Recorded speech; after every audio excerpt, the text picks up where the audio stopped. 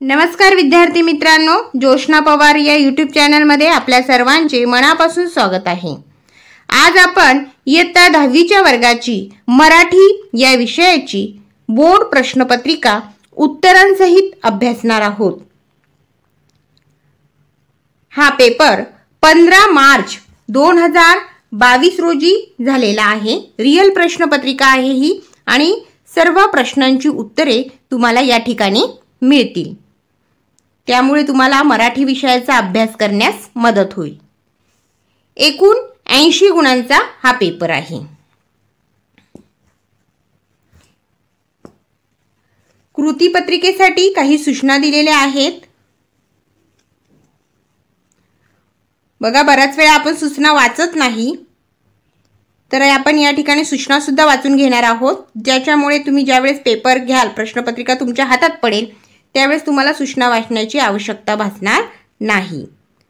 सूचनेनुसार आकलन कृती व व्याकरण यामधील आकृत्या काढाव्यात। बघा, आकृत्या पेननेच काढाव्यात। उपयोजित लेखनातील कृतींसाठी सूचना निवेदन आकृतीची आवश्यकता नाही। चौथी सूचना, विभाग 5 उपयोजित लेखन प्रश्न क्रमांक 5 2 सारांश लेखन या घटकासाठी गद्य विभागातील प्रश्न क्रमांक 1 अपठित उतारा वाचून त्या उताराचा सारांश लिहावायचा आहे। पाचवी सूचना, स्वच्छता, नीटनेटकेपणा व लेखन नियमानुसार लेखन याकडे जाणीवपूर्वक लक्ष द्यावे। विभाग 1 गद्य, प्रश्न क्रमांक 1 मधील प्रश्न बघा, उताराच्या आधारे सूचनेनुसार कृती करा। मग त्यासाठी आपण काय करणार आहोत, अगोदर आपण उतारा वाचून घेऊ आणि त्यानंतर त्यावर आधारित प्रश्न सोडवू। उतारा पा, माझी आजी जवळपास 5.5 फूट उंचीची, रंगाने गोरी असूनही उन्हा पावसाने रापलेल्या त्वचेची, नवऱ्यामागे सगळा संसार गळ्यात पडूनही तिसऱ्या आमच्या पिढीवर हुकूमत गाजवणाऱ्या आजीच्या हातात 70 ओलांडली तरी काठी आली नव्हती। दात सगळे शाबूत तर होतेच, पण मोत्यासारखे चमकत राहायचे। डोकीत एकही केस काळा नव्हता। विशाल कान, धारदार नाक, चेहऱ्यावर सुरकुत्या पडूनही तरुणपणाच्या सौंदर्याची जाणीव करून देणारी चेहऱ्यावरची ठेवण, ताठकणा, पायात जुन्या वळणाच्या नालाच्या वाहना, अंगात चोळी आणि हिरवं व लाल अशी 2 रंगाची नऊवारी इरकल लुगडी, कपाळावरचं गोंड दिसू नये म्हणून त्यावर लावलेला बुक्का। आजीच्या छत्रछायाखाली आमचे सर्व कुटुंब गुण्या गोविंदाने नांदत होते। आमच्या घरी एक गावरान गाय होती, तिला आम्ही कपिली म्हणायचो। कपिली दूधही भरपूर द्यायची। आमचे वडील किंवा काका धार काढायला निघाले की ग्लास घेऊन आमचा मोर्चा गोठ्यात। गाईनं पाना सोडला की वासरू आखडायचं आणि चरवीतल्या दुधाच्या धारेचं संगीत ऐकवत चरवी भरण्याची वाट बघायची। प्रश्न पा 1 कोण ते लिहा, 2 मार्कांसाठी। भरपूर दूध देणारी, उत्तर आहे कपिली गाय। दुसरा प्रश्न, जवळपास 5.5 फूट उंचीची, उत्तर आहे लेखकाची आजी। त्यानंतर प्रश्न 2, खालील वाक्ये चूक की बरोबर ते लिहा, 2 गुणांसाठी आहे। पहिलं वाक्य पा, लेखकाची आजी धार काढायला निघायची, हे विधान चूक आहे। कारण की कोण धार काढायला निघायचं, आमचे वडील किंवा काका धार काढायला निघाले, म्हणजे लेखकाचे वडील किंवा काका धार काढायचे, आजी धार काढायची नाही, म्हणून लेखकाची आजी धार काढायला निघायची, हे विधान चूक। दुसरं विधान, लेखकाच्या घरी एक गावरान गाय होती, बरोबर। पहा या ठिकाणी लिहिले, आमच्या घरी एक गावरान गाय होती, म्हणून हे विधान बरोबर आहे। तिसरा प्रश्न पहा, स्वमत, 3 गुणांसाठी आहे हा प्रश्न। लेखकाच्या आजीचे वर्णन तुमच्या शब्दात करा। हा प्रश्न स्वतःच्या शब्दात लिहायचा आहे, तरी आपण या प्रश्नाचं उत्तर एकदा अभ्यासून घेऊ। आजीचे वर्णन, आजीला 5.5 फूट उंची लाभली होती. तिचा वर्ण गोरा होता. उन्हा पावसामुळे तिची त्वचा काळपटली होती. आजीच्या वयाची माणसे कमरेत वाकतात, त्यामुळे चालताना काठी घ्यावी लागते. पण आजी अजूनही ताठकण्याने चालत होती. अजूनही तिचे सगळे दात शाबूत होते. डोक्यावरचे सगळे केस पिकले होते.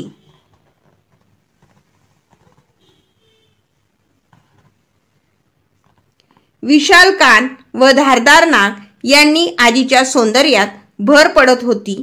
चेहऱ्यावर सुरकुत्या पडल्या तरी तिच्या सौंदर्यात उणेपणा आला नव्हता.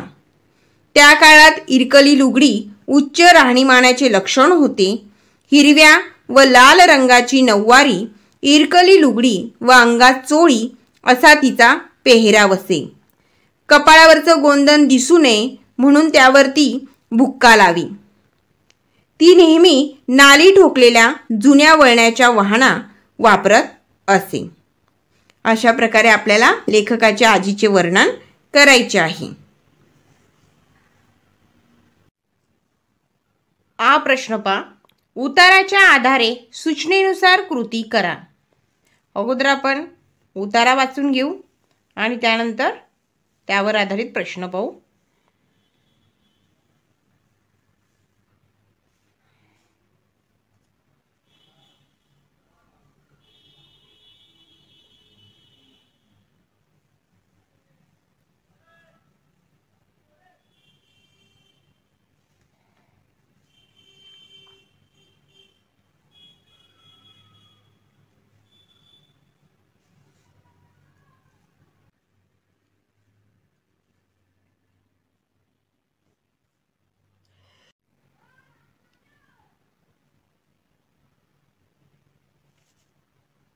या उताराच्या आधारे सूचनेनुसार कृती करा हा आपला प्रश्न आहे. 1. नावे लिहा. त्यामधला पहिला प्रश्न पहा. गर्दीने फुललेलं स्टेशन. कोणते गर्दीने फुललेलं स्टेशन? तर लखनऊ स्टेशन. दुसरा प्रश्न. अरुणिमाचे गाव. आंबेडकर नगर. हा जो प्रश्न आहे तो 2 गुणांसाठी होता. दुसरा प्रश्न. कारणे लिहा. 2 गुणांसाठी आहे. 1. अरुणिमाला दिल्लीला जाणे भाग होते कारण. का भाग होते? कारण फॉर्ममध्ये जन्मतारीख चुकवलेली होती. या पद्धतीने आपण उतार्यामधनं प्रश्न वाचून त्याचं उत्तर लिहायचं आहे. दुसरा प्रश्न. अरुणिमाने CISF मध्ये नोकरीसाठी अर्ज केला. त्याचं उत्तर बघा. कारण खेळाशी जोडलेले नाते राहण्यासाठी नोकरीसाठी अर्ज केला. या पद्धतीने उत्तर लिहिलं तर तुम्हाला 2 गुण हे त्या ठिकाणी मिळतील. प्रश्न तिसरा. स्वमत. प्रत्येकामध्ये एक जिद्दी अरुणिमा असते. याबाबत तुमचे विचार स्पष्ट करा. हा प्रश्न 3 गुणांसाठी आहे. पहा स्वतःच्या शब्दात उत्तर लिहायचं आहे तुम्हाला. पहा त्याचं उत्तर. खरे सांगायचे तर कोणीही शिवाजी महाराज बनू शकत नाही, लोकमान्य टिळक बनू शकत नाही किंवा डॉक्टर बाबासाहेब आंबेडकर सुद्धा बनू शकत नाही. त्यांच्या इतकी उंची गाठणे कोणालाही शक्य नाही, कारण त्या महान विभूती होत्या. मग आपण काहीही करायचे नाही का? आपण काहीच करू शकत नाही काय? खरे तर कोणतीही व्यक्ती दुसऱ्या व्यक्तीसारखी नसते. प्रत्येक व्यक्तीची स्वतःची अशी खासियत असते. एखाद्याला नृत्य आवडते, एखाद्याला गायला आवडते, एखाद्याला दुसऱ्याला मदत करायला आवडते, तर कोणाला त्यातील घडामोडींशी दोस्ती करणे आवडते. आपल्यातला असा वैशिष्ट्यपूर्ण गुण कोणता आहे हे आपण शोधले पाहिजे. या गुणाची जोपासना केली पाहिजे. त्यात कुणाला मुक्त वाव दिला पाहिजे. मग आपल्या हातून आपोआपच लोकोत्तर कामगिरी पार पडेल. अरुणिमाने नेमके हेच केले. खरे तर अपंग बनलेली अरुणिमा आयुष्यात काहीच करू शकली नसती, पण तिने जिद्दीने स्वतःमधला वेगळा गुण ओळखला, स्वतःचे सामर्थ्य शोधले आणि अशक्य वाटणारी कामगिरी पार पाडली. प्रत्येक व्यक्तीमध्ये अशी अरुणिमा असतेच, पण त्या अरुणिमाचा आपण शोध घेतला पाहिजे. जीवनाचा हाच महामंत्र आहे.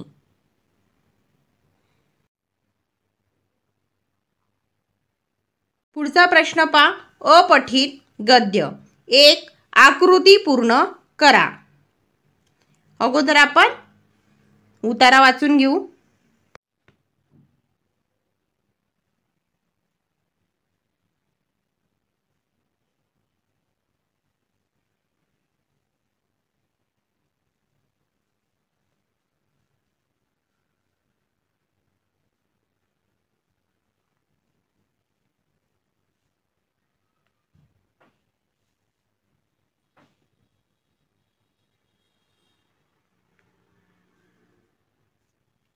आवश्यकता वाटल्यास स्क्रीनशॉट काढून घ्या. ठिकाणी उतार्यावर आधारित प्रश्न विचारण्यात आलेला आहे. E1 आकृती पूर्ण करा. 2 गुणांसाठी. सौजन्यशील व्यक्तीच्या मनात असलेल्या भावना. प्रेम, सहभावना, आपुलकी आणि स्नेहशीलता.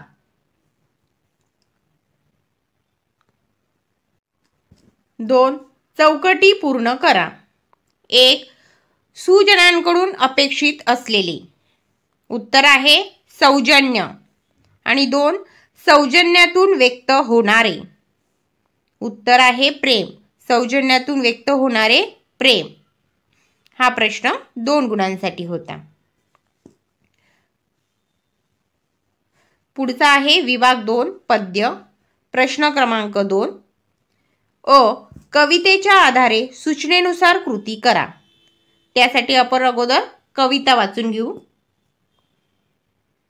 पहा, जी कविता आहे ती आहे आकाशी झेप घेरे पाखरा.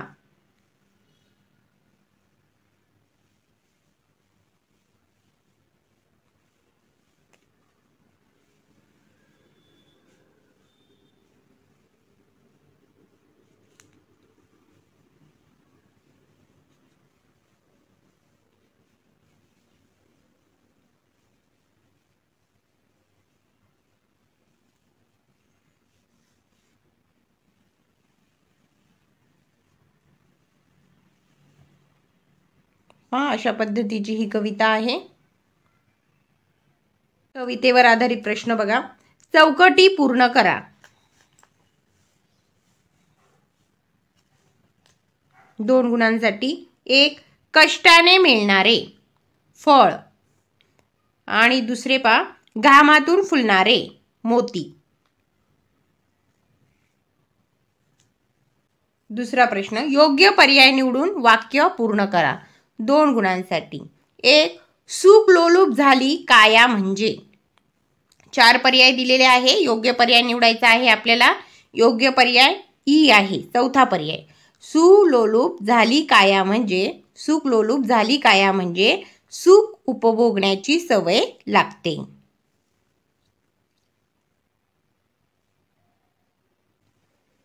दुसरा प्रश्न. पिंजरा सोडून झेप घेतल्याने टिंब.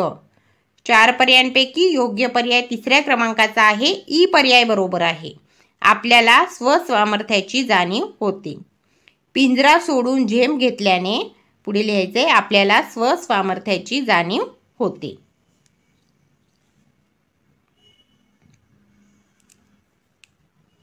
पुढे 3रा प्रश्न बघा. खालील काव्यपंक्तीचा सरळ अर्थ तुमच्या शब्दात लिहा. खाली एक काव्यपंक्ती दिलेली आहे. तिचा अर्थ तुमच्या शब्दात लिहायचा आहे. 2 गुणांसाठी. तुझ पंख दिले देवाने कर विवार सामर्थ्याने. दरी डोंगर हिरवी राने जा ओलांडूनी या सरिता सागरा. या ठिकाणी आपल्याला त्याचा अर्थ लिहायचा आहे. उत्तर पहा. हे पाखरा मन पाखरा ईश्वराने तुला उडण्यासाठी पंख दिले आहेत.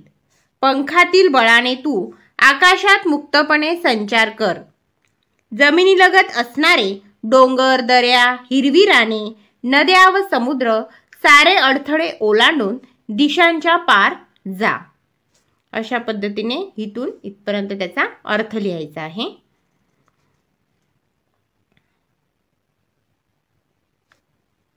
पुढचा प्रश्न आहे काव्य सौंदर्य 2 गुणांसाठी.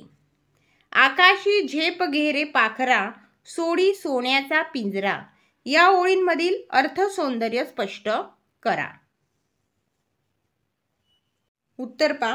आकाशी झेप घेरे या कवितेमध्ये कवी जगदीश खेबुडकर यांनी पारतंत्र्यात खितपत पडलेल्या पाखराला म्हणजेच माणसांच्या परावलंबी मनाला मोलाचा उपदेश केला आहे व स्वातंत्र्याचे मोल समजावून सांगितले आहे.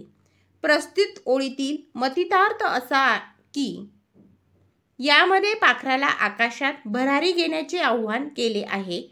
वैभव, सत्ता, संपत्ती हा लौकिकातील सोन्याचा पिंजरा आहे. त्यात अडकलेल्या जीवाची गती खुंटते, त्यांच्या जीवनाची प्रगती होत नाही. सुखसोयीमुळे कर्तृत्व थांबते. म्हणून हा सोन्याचा पिंजरा सोडून ध्येयाच्या मोकळ्या व उंच आकाशात तू झेप घे, अशा प्रकारची आत्मिक शिकवण या ओळीमधून प्रत्ययाला येते.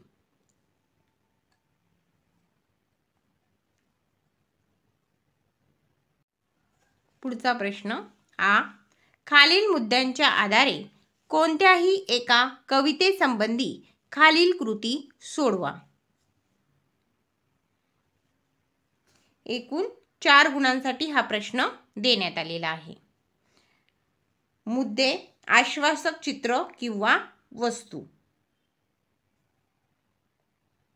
1. प्रस्तुत कवितेचे कवी कवयित्री द. मा. धामणसकर. 2. कवितेचा विषय निर्जीव वस्तूंचा सजीवपणा. 3. शब्दांचे अर्थ लिहा. झरोका म्हणजे खिडकी, कसब कौशल्य, स्नेह प्रेम, निखालस वीरपणा. अशा प्रकारे कोणत्याही एका कवितेसंबंधी आपल्याला या पद्धतीने कृती सोडवायची होती.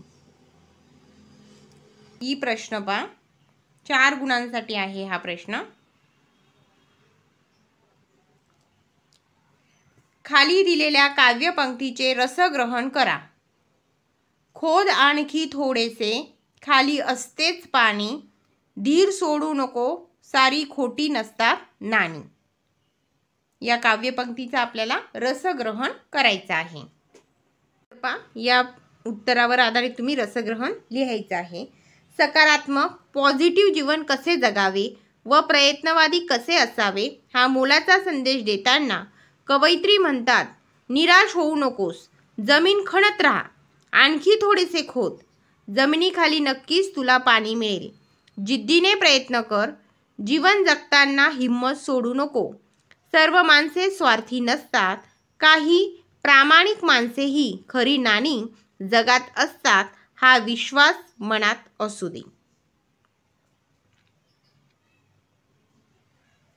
3. स्थूल वाचन. तिसरा प्रश्न खालीलपैकी कोणतेही 2 कृती सोडवा. 6 गुणांसाठी आहे, म्हणजे प्रत्येक कृतीला 3 मार्क आहे. 2 कृतींना 6 मार्क. आपल्याला 3 दिलेले आहेत, 3 पैकी 2 सोडवायचे आहेत. 1. भरकटलेल्या मुलांसाठी रेखा मिश्रा यांनी केलेले कार्य तुमच्या शब्दात स्पष्ट करा. उत्तर. रेखाजींचे कार्य हे राष्ट्र घडवण्याचेच कार्य आहे. अलीकडे समाज माध्यमांचा प्रभाव खूप वाढला आहे. त्याचे विपरीत परिणाम दिसून येतात. फेसबुकवरील गप्पांमधून अनेक समाजकंटक व्यक्ती अजाण मुला-मुलींना फसवतात. अशा प्रकरणांमध्ये मुलांना समजावून सांगणे खूप कठीण असते, कारण या वयात मुलांच्या भावना सैरभैर झालेल्या असतात. अशा वेळी रेखाजी त्यांना प्रेमाने समजावून सांगतात, कायद्याची भीती घालतात, पुढील आयुष्यातील भीषण परिस्थितीची जाणीव करून देतात आणि मुलांना चुकीच्या मार्गापासून दूर करण्याचा प्रयत्न करतात. रेखाजींच्या कुशल प्रयत्नांमुळे अनेक मुले गैरप्रवृत्तीला बळी न पडता पुन्हा शिक्षणाच्या प्रवाहात सामील व्हायला तयार होतात. हे खरे तर आपल्या समाजाचे, आपल्या राष्ट्राचे फार मोठे भाग्य आहे. एक प्रकारे देशाचे भवितव्य घडवण्याचे हे कार्य आहे. आपला समाज रेखाजींच्या या कार्यामुळे नेहमीच त्यांचा कृतज्ञ राहील.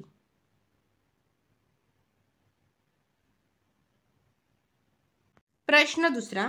गिरजा कीर यांच्या यडबंबू ढब्बू या बाल कादंबरीतील विनोद तुमच्या शब्दात लिहा.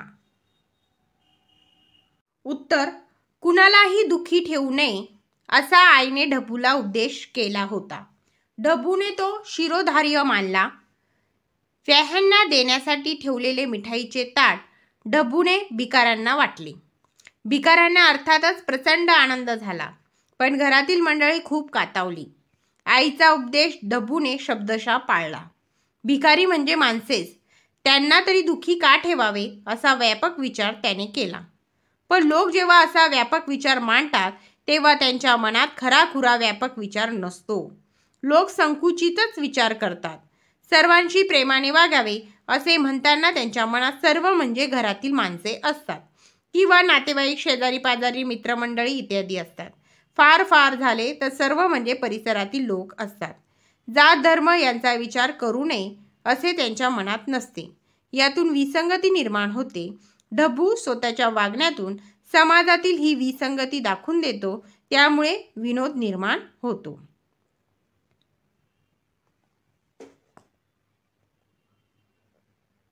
या ठिकाणी 2च कृती सांगितलेल्या होत्या, पण आपण तिसरी कृती देखील अभ्यासू. व्युत्पत्ती कोशाचे कार्य स्पष्ट करा. उत्तर पहा. व्युत्पत्ती म्हणजे एखाद्या शब्दाचे किंवा अर्थाच्या मुळाचे ज्ञान होय.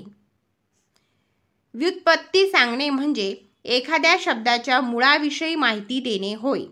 अशा अनेक शब्दांच्या व्युत्पत्तींचा संग्रह म्हणजे व्युत्पत्ती कोश. व्युत्पत्ती कोशाचे कार्य पुढील प्रमाणे 4 प्रकारे चालते. 1.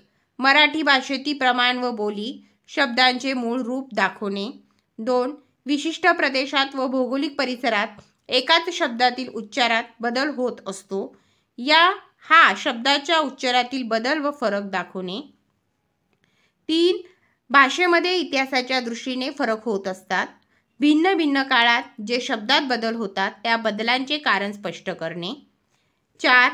भिन्न समाजात वेगवेगळ्या कारणांनी शब्दाच्या अर्थाच्या अंगानेही बदल संभवतात, हे अर्थातील बदल स्पष्ट करणे. नंतर विभाग 4 भाषाभ्यास. चौथा प्रश्न अ. व्याकरण घटकांवर आधारित कृती. 1. समास. योग्य जोड्या जुळवा. 2 गुणांसाठी आहे. सामासिक शब्द आणि समासाचे नाव यांची योग्य जोडी जुळवायची आहे. पहिले आहे विटी दांडू. विटी दांडूची योग्य समास आहे इतरेतर द्वंद्व. तिसरी क्रमांकाची जोडी, म्हणून आपण या ठिकाणी 3 लिहून घेतला. दुसरे आहे नीलकमल.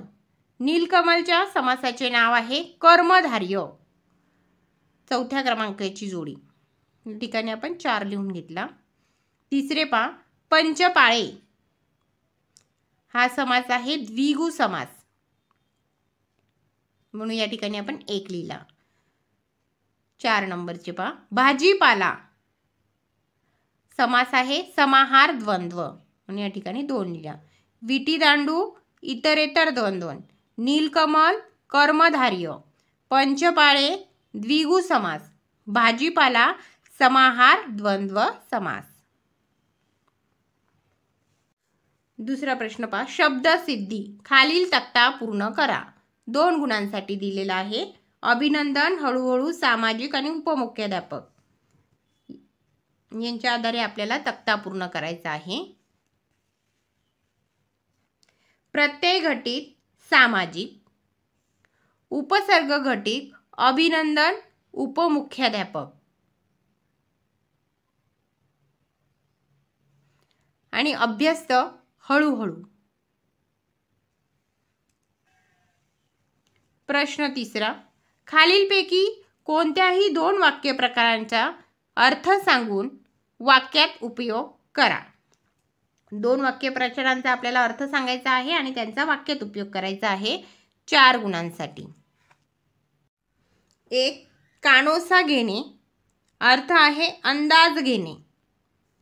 वाक्य, पाऊस पडणार की नाही याचा आमचा मोती कान टवकारून कानोसा घेतो. अर्थ पण लिहायचा आहे आणि वाक्यात उपयोग पण लिहायचा आहे. 2.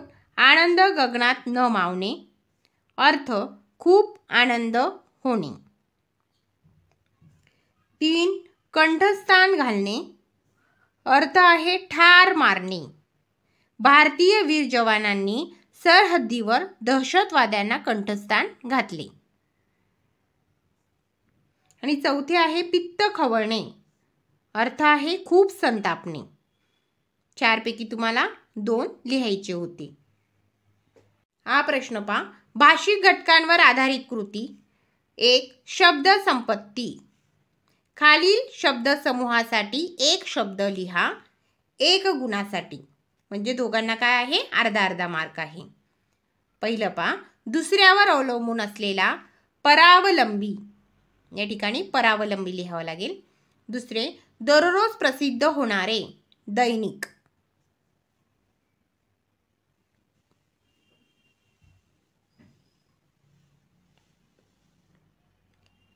दुसरा प्रश्न, खालील शब्दांना समानार्थी शब्द लिहा, 1 गुणासाठी. 2 समानार्थी शब्द दिलेले आहेत, म्हणजे प्रत्येक समानार्थी शब्दाला अर्धा गुण हा या ठिकाणी आहे. पृथ्वी. पृथ्वीचा समानार्थी शब्द आहे अवनी, वसुंधरा. दुसरे आहे नभ, आकाश, गगन.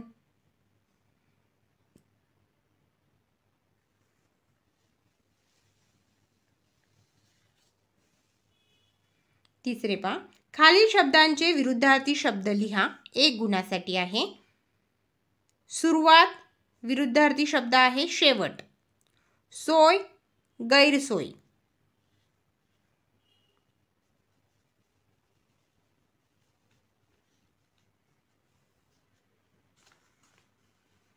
चौथा प्रश्न, खालील शब्दातील अक्षरांपासून 2 अर्थपूर्ण शब्द तयार करा.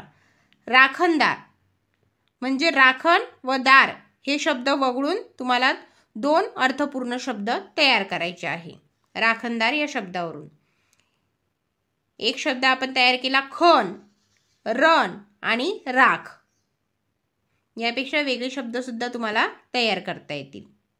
दुसरा प्रश्न, लेखन नियमानुसार लेखन, 2 गुणांसाठी. अचूक शब्द ओळखायचा आहे आणि कोणतेही 4 शब्द सोडवणे.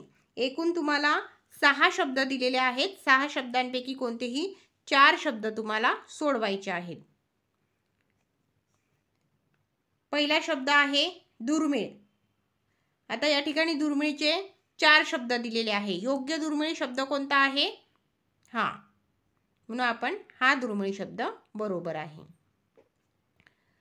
दुसरा दिलेला आहे पिढी. या ठिकाणी 4 पर्याय दिलेले आहे.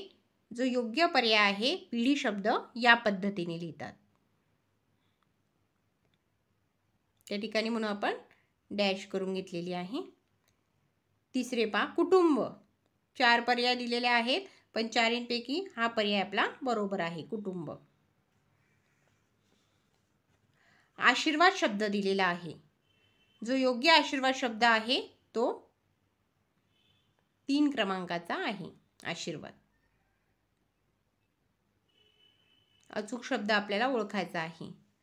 5वा शब्द दिलेला आहे उज्ज्वल. या 4ही प्रकारांपैकी जो पहिला उज्ज्वल हा शब्द आहे तो पर्याय बरोबर आहे. आणि 6वा शब्द दिलेला आहे सामूहिक. सामूहिक शब्दाचा योग्य पर्याय हा आहे.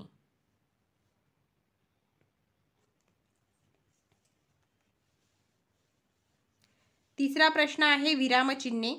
खालील विरामचिन्हे ओळखून त्यांची नावे लिहा, 1 गुणासाठी आहे. विरामचिन्ह तुम्हाला दिलेलं आहे आणि त्याचं नाव ओळखायचं आहे.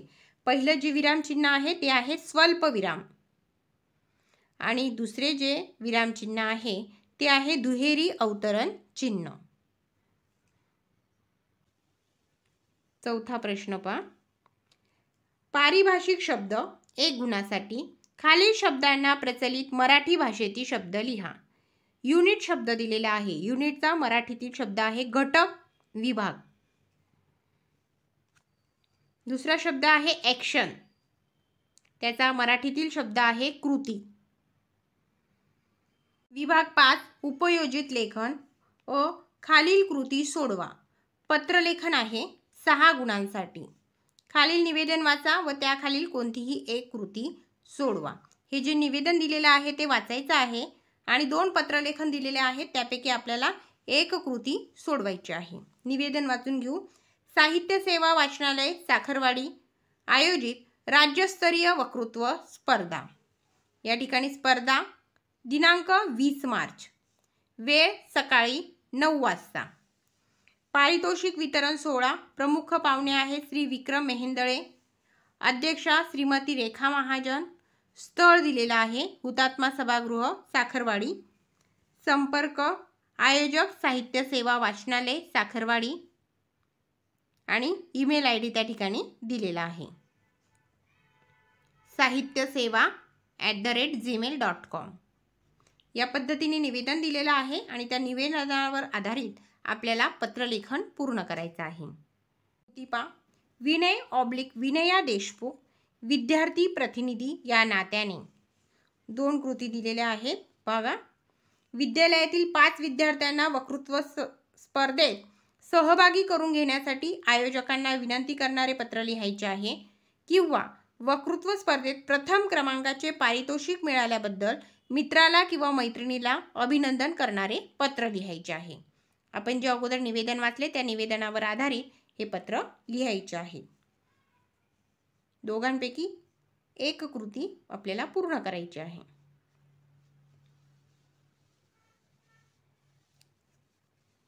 किंवा अजून त्याला और प्रश्न दिलेला आहे. सारांश लेखन विभाग 1 गद्य ई प्रश्न क्रमांक 1 मधील अपठित गद्य उत्तराचा 1/3 सारांश तुमच्या शब्दात लिहा. चला तर आपण प्रश्न क्रमांक 1 मधला ई हा अपठित गद्याचा उतारा बघू. हा उतारा आहे आणि या उताराचा 1/3 भाग आपल्याला सारांश लेखन म्हणून लिहायचा आहे. मग त्यासाठी काय करायचं, पहिले उतारा काळजीपूर्वक वाचायचा आहे आणि या उतारात कोणता विचार मांडला आहे ते तुम्ही अगोदर समजून घ्यायचं आहे आणि उतारातील विचार थोडक्यात स्वतःच्या शब्दात लिहून काढायचा आहे. मग हा विचार करताना तुम्ही उतारातील जी उदाहरणे आहे, जे अलंकारिक शब्द आहे त्यांना समाविष्ट करण्याची आवश्यकता नसते. मूळ उतारात अवतरणे असल्यास ती जशीच्या तशी घ्यायची नाही. उतारात नसलेला मुद्दा सारांशात घ्यायचा नाही. उतारातील विचारावर कोणतेही भाष्य करायचे नाही. फक्त लेखकाचा विचार आपल्याला थोडक्यात सांगायचा आहे आणि शब्दसंख्या ही फक्त 35 ते 40 एवढी राहू द्यायची आणि जो सारांश आहे त्याला योग्य असं शीर्षक द्यायचं. आता आपले हा जो उतारा आहे याचं योग्य शीर्षक काय येणार आहे, सौजन्य, आणि त्याच्यावर आधारित आपल्याला 35 ते 40 शब्दात सारांश लेखन करायचं आहे. हा प्रश्न पहा. खालीलपैकी कोणत्याही 2 कृती सोडवा. 10 मार्कांसाठी आहे. जाहिरात लेखन आणि बातमी लेखन दिलेलं आहे. त्याच पद्धतीने कथालेखन सुद्धा देण्यात आलेलं आहे. त्यापैकी कोणत्याही 2 कृती आपल्याला सोडवायची आहे. या ठिकाणी जाहिरात लेखन बघा. योगासन वर्गाची आकर्षक जाहिरात तयार करा. बघा, जाहिरात कोणत्याही वस्तूची अथवा सेवेची आहे हे ठळकपणे आणि लक्षवेधक रीतीने जाहिरातीत मांडले पाहिजे. जाहिरात तयार करताना मथळा तयार करायचा आहे आणि सुभाषिते, सुवचने, सुप्रसिद्ध कवितेतल्या व गाण्यातल्या ओळी, काव्यमतेचा अभ्यास निर्माण करणाऱ्या ओळी असलेले शब्दप्रयोग इत्यादींचा उपयोग आपल्याला जाहिरातीमध्ये करता येतो. आणि जाहिरात ही नेहमी कमीत कमी शब्दात असावी. जाहिरातीची जी भाषा आहे ती साधी सोपी ठेवायची आहे. पुढचा प्रश्न आहे बातमी लेखन. कवी कुसुमाग्रज यांच्या जन्मदिनानिमित्त दिनांक 27 फेब्रुवारी रोजी साधना विद्यालय रायरी या विद्यालयात मराठी भाषा दिन साजरा झाला. या समारंभाची बातमी तयार करा. बघा, बातमी लेखन करताना बातमी ही कधीही पाल्हाळिक नसावी. बातमीत जे स्थळ दिलेलं आहे ते स्थळ आणि काळ यांचा आवर्जून उल्लेख करायचा आहे. आता आपल्याला या ठिकाणी स्थळ दिलेलं आहे साधना विद्यालय रायरी. दिनांक दिलेली आहे 27 फेब्रुवारी. त्याचा बातमी लेखनात उल्लेख करायचा आहे आणि घटना जशी घडली आहे तशीच लिहायची आहे. स्वतःचं मत व्यक्त करायचं नाही. आणि बातमीची जी भाषा आहे ती साधी आणि सोपी असायची. वाक्य छोटी ठेवायची आहे आणि बातमीला योग्य शीर्षक द्यायचं आहे. आता आपल्या बातमीला योग्य शीर्षक येणार आहे मराठी भाषा दिन. तिसरं दिलेलं आहे कथालेखन. जाहिरात लेखन, बातमी लेखन आणि कथालेखनपैकी कोणत्याही 2 कृती सोडवायच्या आहेत. बघा, खालील मुद्द्यांच्या आधारे कथा लिहा. या ठिकाणी काही पॉईंट दिलेले आहेत आणि त्यावर आधारित आपल्याला कथालेखन करायचं आहे. शाळेत जाणारा कष्टाळू प्रामाणिक मुलगा, वाईट मित्रांची संगत, शिक्षकांना काळजी, मुलाला घेऊन बाजारात फेरफटका, उत्तम प्रतीच्या आंब्याची खरेदी, एक डागाळलेला, 2 दिवसांनी पाहणी, नासक्या आंब्यामुळे बाकीचे आंबे खराब आणि त्यानंतर तात्पर्य. पुढचा प्रश्न आहे बघा, खालील लेखन प्रकारांपैकी कोणतीही एक कृती सोडवा 8 गुणांसाठी. प्रसंग लेखन दिलेला आहे. सूर्योदय मंडळ नाशिक आयोजित बालकुमार चित्रकला स्पर्धा, पारितोषिक वितरण समारंभ, दिनांक 10 डिसेंबर, वेळ सकाळी 10 वाजता आणि प्रमुख पाहुणे आहे माननीय रजनी गुप्ते, सूर्योदय मंडळ नाशिक. वरील समारंभ प्रसंगी तुम्ही तुमच्या मित्राचे किंवा मैत्रिणीचे कौतुक करण्यासाठी उपस्थित होतात अशी कल्पना करून आपल्याला प्रसंग लेखन करायचं आहे. या ठिकाणी तुमच्या अनुभव विषयाला परिचित असा प्रसंग देऊन त्याचं वर्णन करण्यास सांगितलेलं आहे आणि वर्णन करताना त्याची शब्द मर्यादा ही 100 ते 120 शब्द आपल्याला ठेवायची आहे एकूण 8 गुणांसाठी. बघा, दुसरा प्रश्न आहे आत्मकथन. दिलेल्या मुद्द्यांच्या आधारे चौकटीतील घटकाचे आत्मकथन लिहा. समुद्र हाच घटक दिलेला आहे आणि दिलेल्या मुद्द्यांच्या आधारे आपल्याला समुद्राचे आत्मकथन लिहायचे आहे. मुद्दे आहेत खंत, महत्त्व, उपयुक्तता, निसर्ग सौंदर्य आणि संदेश. आत्मकथन म्हणजे काय की एखादा प्रसंग किंवा एखादा घटक तुमच्याशी बोलत आहे अशी कल्पना करून त्याचं आत्मकथन लिहायचं तुम्हाला आहे. म्हणजे बोलणारा जो घटक आहे, आता या ठिकाणी घटक आहे समुद्र, काय बोलत आहे असेल याची कल्पना करायची आहे आणि आत्मकथन लिहायला सुरुवात करायची आहे. पुढची कृती आहे वैचारिक. पर्यावरण जतन, काळाची गरज या विषयावर तुमचे विचार लिहा. या पद्धतीने प्रसंग लेखन, आत्मकथन आणि वैचारिक यांच्यापैकी तुम्हाला कोणतीही एक कृती ही सोडवायची आहे. विद्यार्थी मित्रांनो, या ठिकाणी आपली इयत्ता 10वीची बोर्ड प्रश्नपत्रिका पूर्ण झालेली आहे.